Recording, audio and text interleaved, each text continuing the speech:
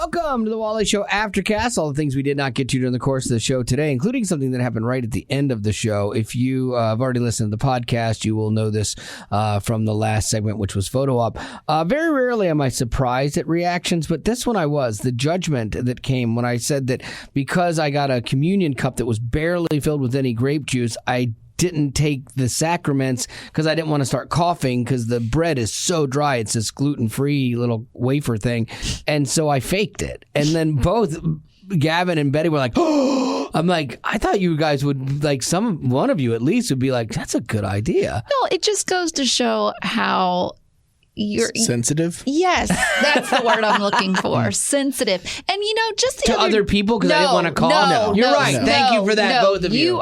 You are a tender little flower. You're a fragile flower. Displaying weakness. And you're even talking about how you're going to power through, and all this stuff. Like in our past Aftercasts, you were talking about powering through. Yeah. You'll come in on a sick day. You'll come in feeling like trash. You'll come in fighting a kidney stone. You want everyone to watch you. But you won't, maybe slowly chew do you sense a little the irony cracker. I don't like beats you the cracker anyway because they switched to gluten-free. I mean, it's not special. It's not about the flavor. It's not about the experience. He it's let about the cracker win. It stands for your faith. Mm-hmm. I think that the cracker... I would say that. I think we should have a gluten-free option and not everyone should be gluten-free. Well, here's the thing, though. What would happen if, let's say this, you just brought your own communion? Bring some goldfish. I never know when we're doing it because otherwise I would. We do it at the end of every series. It's the same thing every time. Oh my gosh, he doesn't even pay attention. It's always a mystery to me. I'm like, wow, we're doing that this time? Okay, I never know. What? I went to one church where they do it every week. Yes. And I was like, oh, that's a little much for me. Well, that's a big thing of the Catholics and basically anything that's not non-denominational or Baptist does it every week. Well, Catholics too, because like baptism. I believe baptism is an outward sign of your faith that doesn't save you. Mm-hmm. In the Church of Christ, it's more prevalent than that. It's not an outward sign. It is necessary for salvation. Inside of the Catholic Church, when you take communion, they believe that it becomes the actual body and blood of Christ, a transfiguration. Yeah, something like that. I forget what it is. But anyway, so this, to me, it's the same as baptism. It is an outward sign. And so to me, I literally didn't want to cough. Transubstantiation. Thank you. I didn't want to start coughing and choking because I knew I had that potential. Because you are a fragile I am a delicate flower. And so I pretended to drink the thing and pretended to take the wafer. But I still, I did. What if God pretended to save your soul? Yeah. But again, you guys have lost the whole point. You've lost the entire point. Do we? You have. Or are we actually seeing the point? I like grabbing this point. The point of this is that it's all a sign anyway. Because think about this. What kind of grape juice do you use? What kind of wine do you use? What kind of cracker do you use? Like when we were during COVID and everybody was on, when everybody was on Zoom, they're like, go to your pantry and get a piece of bread, get whatever you want. Because it's all a symbol. It's all about what your heart is like going into it. But you didn't even do any of that. I did. I faked it, but but it doesn't matter. No. You're right about that. It's more important that you have the moment and the reflection, and I should be thanking God for His, salvation. I should be, going through my life, and inspecting my life and making sure that I'm right with Him and I'm good. And so I do all that, but that's the important part. The amount part. of other things that you bash other people for being sensitive about and you weak have about, no room to judge. You sit there and don't decide to power through a dry cracker. I don't like dry crackers. We will bring this up again the next time that you start judging somebody like a Gen Zer or something. Here. Yeah, I don't think we're going to bring up the dry cracker incident. Okay, it was bad. I don't like doing it normally. It was bad. When I have enough grape juice to wash it down, I still am not a fan. I will say but I power through. It's kind of funny that you did because I didn't have enough grape juice. I knew the problem. So then you're not powering through. I did not on this one. Grape juice to cracker ratio completely off. I could not power through. It was beyond me. It's ridiculous. I think the Lord gave me a pass on that one. I think He did. Because you're a fragile flower. Because He knew my heart. He knew my heart was right. Ish. All right. Boy, after years of being on TV, the reality show The Duggars, 19 Kids and Counting, I think it is. Your story's already boring you? Boring yourself. Sorry, got me. And so Jill Duggar, she was a teenager during this. She's, I think, the third oldest or something like that. She and her husband, Derek Dillard, are now speaking out about the years of manipulation and greed on the show. I heard about this, that she wasn't getting her money or something. Yeah, she says she didn't make money off of this, and they did over 200 episodes plus specials, and then she had that show Counting On, and so she should have been being paid, between 10 and 30 grand an episode for that show. And I guess she said she didn't make any of it. So basically, she says that they called her family on it, her dad and mom, and they got a check for $175,000. But they had to kind of confront Jim Bob for the money. And I guess it was like, well, here you go. Jim Bob. So they've written a tell-all book and stuff like that, which is kind of sad. That family is falling apart. Yeah, because Josh, the oldest, is in prison for child pornography, and it's a mess, man. It's like every family's got their mess. Every family does, and I think it's always worse when you're put up as the poster child family for faith, and then you've got all this mess in there. Mm-hmm. It makes it look worse, but the reality is they're no worse than anybody else. But she said that they haven't seen really outside of weddings or funerals. They haven't talked to their family. So they stepped out of it completely to get away. Sad. Yeah, I think that is sad too. Because, you got to figure when they were growing up, before the TV show, who knows what goes on. But before the TV show, you got these 19 kids and it's this family and they're all in it together, kind of thing. Mm-hmm. And I have to believe that there was something, probably a different dynamic than there is after money.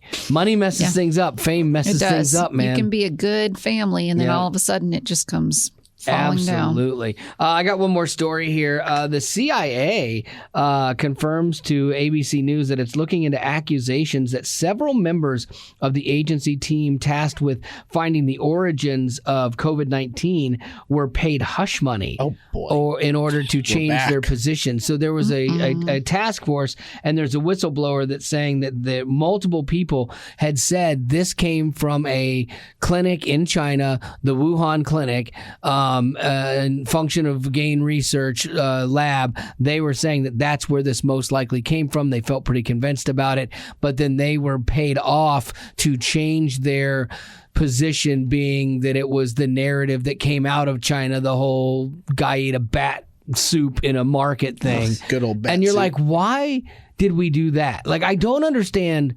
And I fully believe this, actually, but I don't understand why the narrative of it being something that was out of China. Did they want to keep people from going crazy and hating Chinese people, or fearing governments are trying to destroy us, or fearing Chinese people are, the Chinese government is trying to destroy? I can't figure out why they wouldn't have made China the villain, unless we had something to do with it, because we had funded research at that facility back when Fauci was younger and he was in the Obama administration. He was part of funding that clinic through Obama initiatives. And so that's why I'm wondering, that's the only thing I can figure, is that there's a tie-in there, and that's why they wanted to keep it quiet, and that's why they wanted to go through the narrative of the bat soup thing, because there's no way. Here's the thing. Almost everybody that is a normal human with some sort of cognitive abilities, when the story came out that this worldwide pandemic was caused by a guy who ate a bat, most everyone was like, that's garbage. That is not true. There's no way. And then you find out that there's this lab in Wuhan. Most people are like, that's where it was. That's the thing. That's the smoking gun. How do you not? And then they're like, oh yeah, just don't believe that. Just don't, no, it's not this lab. And I know I sound like a conspiracy theorist, but now this is where, when you get post-event, you start to see that the people that were calling and raising the red flags, and everyone thought they were the fringe and the minority and the crazy, you start to see that their story is way more plausible than you gave it credit for. And that the conspiracy theories, like stereotypes, are based in some sort of truth, And so it's interesting that they are going to look into this more and see how this comes out. But again, we're still discussing COVID. We're still discussing COVID vaccines even now as we speak, who should get them. And it's going to be a thing for another little while too. Yeah. But I just thought that was fascinating. So again, I'm a conspiracy theorist some days. Some days. Some days, yeah. Lady Rock, what do you got? Well, the season 32, Dancing with the Stars, the contestants have been announced. So I'm not a big fan of the show. I know Wally. Either. No, you are. No, I do not. You watched it? Oh, I watched a few episodes early on. I haven't watched it in years because I think it got to be no, because it got to be Dancing with the not stars. So passionate. I know, like it got to be dancing with people that really aren't celebrities at all. Oh, well, some of these are, I would say, like Allison Hannigan. She's the redhead that's in How I Met Your Mother, and I do like her. I think she's a good actress. Yeah, Jason Mraz. He's the one that sings 1, 2, 3. You can count on me. You can count on No, me that's like that's Bruno Mars. Yeah, that's Bruno Mars. He sings, "I'm yours. There's no need to complicate." Did you say complicate? Yes, complicate. There's no need. Also, I'm yours. Yeah. This one is interesting. Jamie Lynn Spears, which is Britney Spears' younger sister, and they haven't Zoe been 101, right? Yeah, and they haven't been, doing so well lately. If they wanted ratings, they should have gone for Britney, not Britney is all over TikTok doing the most crazy, awkward, horrible dances. But I don't think health-wise she could do it. I think she's... You mean like mental health-wise? Yes. Yeah. Like I don't think she could do it. But Jamie Lynn Spears, like that's the next best thing you could get. Because, Britney is going to comment on it. Whether she's cheering for her or not, it's going to be interesting. Another one, Barry Williams from the Brady Bunch. Yes, Greg Brady. And then Gavin, I had to ask you about this one. NFL star Adrian Peterson. Oh, goodness. Is that good or bad? That's a big dip. He's just one of the best running backs NFL history. Oh, okay. Could you see him dancing? No. Well, I mean, they used to, Emmitt he can Smith dance won, on the field. I think. That guy could dance on the field and dodge defenders. So I assume that he's got an essence of light-footedness. So. I'm trying to remember. Like Emmitt Smith, I think won from. He's a running back that played for the Cowboys for I think a lot of years, and maybe in the Oilers. I can't remember. But then I think an F1 racer won as well. Dancing with the Stars. Yeah. Oh, I have no idea. I think you've had some sports people actually do well. He was a player for the Chicago Cubs a while back, David Ross, who after we won the World Series went on because we won the World Series. He retired, and then he went on into Dancing with the Stars, made it really far into the competition, even though he was just bad. Yeah. And I think the Cubs fans that's what happens. Him. I don't like that stuff. The radio guy, Bobby Bones, made it way longer than he should have just because he had a fan base. And that's what they want. They're trying to pick people that have a fan base. When they picked Matt Walsh, he's an actor from Veep. I thought they had picked the Matt Walsh from the Daily Wire, who's a right-wing conservative that is very polarizing. He's the guy that did the documentary What's a Woman, and I thought, especially as LGBTQ everything friendly that Dancing with the Stars is, when I saw the name, I'm like, you have got to be kidding me. And I respected them so much for taking somebody that would have been so polar opposite to their narrative and then find out it was just another softball. We'll put an actor in here. Another one that was interesting was Myra Sorvino. Mira Sorvino. Mira Sorvino. I know her from Romeo and Michelle's high school reunion. Oh. But her dad was Paul Sorvino. He was an Italian actor. Like he was in a bunch of the mob movies. I could see that. But she's going to be on it. She's 55 years old. Is she really? Mm-hmm. Oh, well, I just saw one picture of her and I didn't think she was that old. I want to look and see how old Barry Williams is. What would you guess? Barry Williams has got to be 64. He is 68. 68. I think he's the third Brady to be on there. I think Maureen McCormick, Marsha, was on there, and I think Florence Henderson was on there, and now him. But no one calls Jan. Poor Jan. Aw, Jan's poor never Jan. getting the call. Sure, Jan. Or Bobby, and then Jan's all always like, Marsha, Marsha. Marsha. Yeah. Oh, man. All right. Well, what do you got for birthdays, Lady Rock? I've got one. This is Mom, Dad, Maddie, Evelyn, Kai, and Chazin. Oh. Chazin? I'd go with Chazin. Want to wish Shazine. fancy. Want to wish Will a happy birthday. Will is turning 13 today. Nice. Happy birthday, Will. Becoming a teenager. He loves video games, piano, football, fishing, skeet shooting, reading, and math. He is great brother to his siblings and foster siblings. Nice. Happy birthday. Very cool. That's awesome. Let's see. Gavin, this is a question for you. What was your favorite state to live in? Oh, that's so nice. Yeah, because he's moved around a lot as a kid. Yeah. Okay. I'm going to go with California. I think that the high school that I went to for 1 year out there was a really fun year. I enjoyed, as the kid who didn't have to pay for like any of the California prices. It was cool and we lived on a military base, so there's a lot of, ease with that in terms of like home buying and all that. But did you have military base friends, like kids, or did you hang out more with school kids? I had one friend who, and most of us who. I had one friend. No, let him finish. We had, I had one friend. He who was imaginary. Stop it. Bless it. Okay. I'm waiting. I'm sorry, I'm still laughing. There's just times where there's a very unfortunate pause. I had a friend on base who, we would always ride the bus to school together, and then most of my friends lived in a city that was just off base that you would just drive 5 minutes to, and that's where my high school was.